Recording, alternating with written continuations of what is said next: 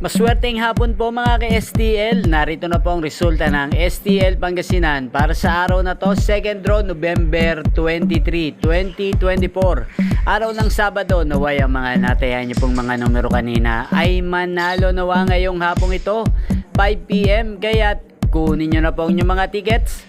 Narito na po ang resulta. Ang mga numerong nanalo sa STL Pangasinan ngayong hapong ito, November 23, 2024, 5 PM, second draw result. Ang mga numerong nanalo, 21 at 13 in exact order. Sa lahat po ng tumaya kanina para sa second draw ng 21 at 13, congrats po sa inyo. Panalo po kayo. Again, 21 at 13 in exact order. At shoutout po natin ngayong hapong ito sa STL Pangasinan si Ate Juliet. Ate Juliet ng Pangasinan, shoutout po sa iyo. Nawa isa ka po sa swertihin ngayong hapong ito sa STL Pangasinan. At sa lahat po ng mga taga Pangasinan diyan, shoutout po sa inyo.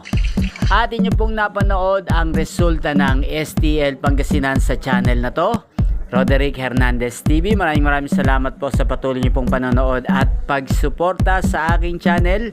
Kung kalimutang mag-subscribe. Thank you for watching. Sa mga nais pong ma-shoutout sa channel na to, mag-comment lang po kayo. At magkita-kita pong muli tayo mamayang alas 8:45 ng gabi dito lamang po sa channel na to, Roderick Hernandez TV.